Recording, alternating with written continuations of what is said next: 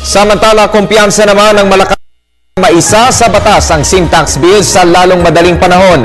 Ayon sa palasyo, lubhang kailangan ng dagdag na buwis sa alak at sigarilyo upang mapabuti panglalo ang serbisyong pangkalusugan para sa mamamayan.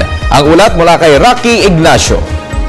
Umaasang Malacanang na bibigyan konsiderasyon ng Senado ang agarang pagsasabatas ng panukalang sin tax. Ayon kay Deputy Presidential Spokesperson Abigail Balte, tiwala ang palasyo na mabibigyan daan ng pagsasabatas nito sa loob ng taong ito.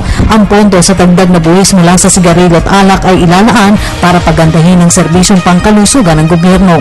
We remain hopeful that the sin tax measures will be given due consideration by our senators. It is obviously in everybody's national interest to keep looking at the sin tax measure and to see what good it can do for the health sector. Kumpiyansa naman ang Malacanang na lulusot sa Senado ang panukalang batas dahil sa pangangailangan nito. Sa 2013 proposed national budget, 54 billion pesos ang inilang pondo ng gobyerno sa health sector.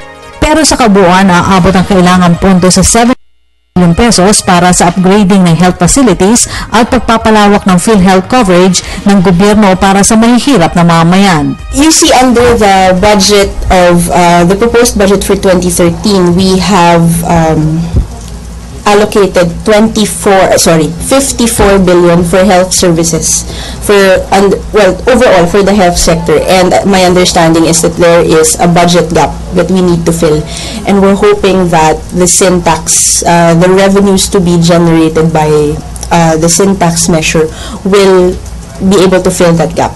Where is that money going? You're looking primarily at more health facilities, your rural health units, your district hospitals, etc., down to your barangay. Your rural health unit is the barangay unit, by the way. And apart from premiums for the expanded coverage of PhilHealth. As you know, we are already covering 100% yung mga indigent patients natin. And other needs, of course, to boost the health sector. Nanatiling usapin sa sin tax bill matapos magbitiw bilang chairman ng Committee on Ways and Means si Recto. Para sa Telebisyon ng Bayan, Rocky Ignacio.